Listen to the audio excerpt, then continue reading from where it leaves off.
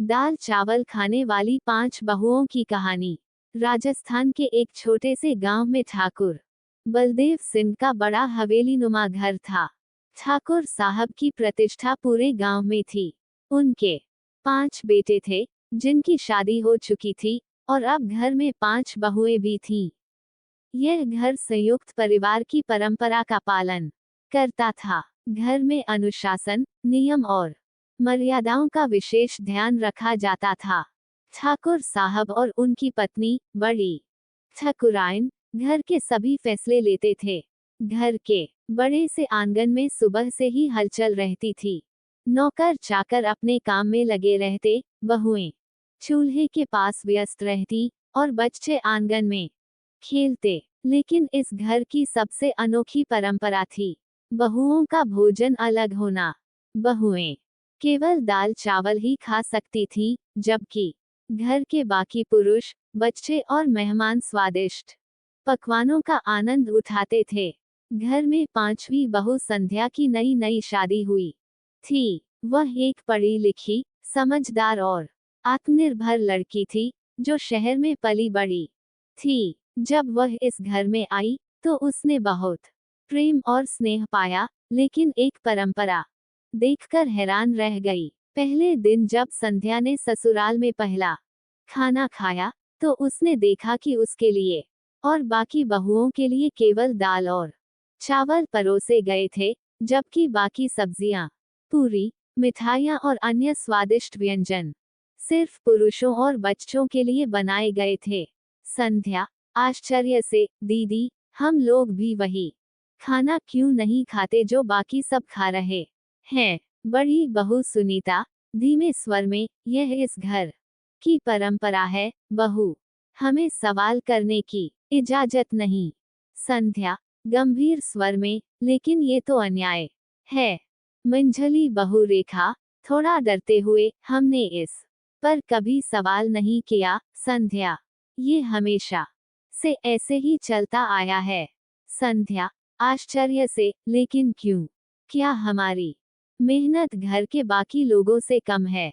हम दिन भर घर संभालते हैं, रसोई में काम करते हैं, फिर हमें ही सबसे साधारण खाना क्यों दिया जाता है? संध्या के मन में ये सवाल गहराई से घर कर गया। उसने बाकी बहुओं से बात की और उन्हें समझाया कि वे भी इस घर की सदस्य हैं, और उनके साथ ऐसा भेदभाव नहीं होना चाहिए। धीरे धीरे बाकी बहुओं को भी एहसास होने लगा कि यह नियम अनुचित है, लेकिन वे डरती थी कि अगर उन्होंने इसका विरोध किया, तो परिवार में कलह मच जाएगा।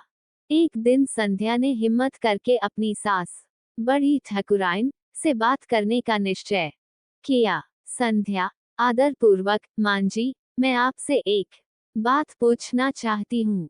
बड़ी ठाकुराइन गंभीर स्वर में, हाँ बहू, कहो। संध्या संकोच से, मां जी, क्या ये उचित है कि हम बहुओं को हर रोज केवल दाल चावल दिया जाए? हम भी तो इस परिवार का हिस्सा हैं, फिर हमारे साथ अलग व्यवहार क्यों?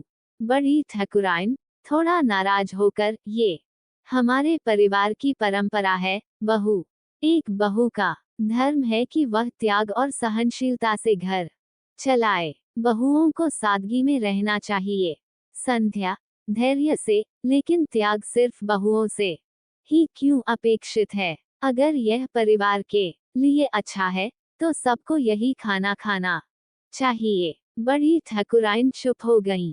ये पहली बार था जब किसी बहू ने इस विषय पर सवाल उठाया था। संध्या जानती थी कि सिर्फ सवाल करने से बदलाव नहीं आएगा, उसे कोई ठोस कदम उठाना था। एक दिन जब ठाकुर साहब और बाकी पुरुष खेतों पर गए हुए थे, तो संध्या ने बहुओं के साथ मिलकर पूरा शाही भोजन बनाया। पूरी, छोले, हलवा, कचौरी और कई तरह की सब्जियां। जब रात का भोजन परोसा गया, तो इस बार बहुएं भी वही खाना खाने बैठ गईं, जो बाकी सब खा रहे थे। ठाकुर साहब ने ये देखा, तो उनका चेहरा गुस्से से लाल हो गया। ठाकुर साहब गंभीर स्वर में, ये क्या हो रहा है? बहुएं सिर्फ दाल चावल ही खाएंगी। संध्या निर्भीकता से, पिताजी, क्या बहुएं इस घर की सदस्य नहीं हैं? फिर उनके साथ ये भेदभाव क्यों? पूरा परिवार सन्नाटे में था। बहुएं सहम गईं, लेकिन पहली बार किसी ने खुलकर अपनी बात रखी थी। बड़ी बहू सुनीता धीरे से, पिताजी, संध्या सही कह रही है, हम भी मेहनत करती हैं, फिर हमारे साथ ऐसा भेदभाव क्यों? ठाकुर साहब क्रोधित होकर उठकर चले गए, लेकिन इस बार वे भी सोच में पड़ गए थे। अगले दिन ठाकुर साहब ने संध्या को अपने पास बुलाया। ठाकुर साहब गंभीर स्वर में, बहू, तुम्हारी बात में सच्चाई है। हमने ये परंपरा पीढ़ियों से निभाई, लेकिन कभी यह नहीं सोचा कि यह कितना अन्यायपूर्ण है। आज से इस घर में कोई भेदभाव नहीं होगा। बहुएं भी वही भोजन करेगी जो बाकी परिवार करता है। पूरा घर हैरान रह गया। बहुओं की आंखों में खुशी के आंसू आ गए। पहली बार वे सम्मान और समानता का एहसास कर रही थीं। अब इस घर में बहुएं भी वही खाती थी जो घर के बाकी सदस्य। ये बदलाव सिर्फ भोजन तक सीमित नहीं था, बल्कि इससे महिलाओं को घर में बराबरी का दर्जा भी मिला। अगर अन्याय के खिलाफ एक व्यक्ति हिम्मत से खड़ा हो जाए, तो बदलाव संभव है।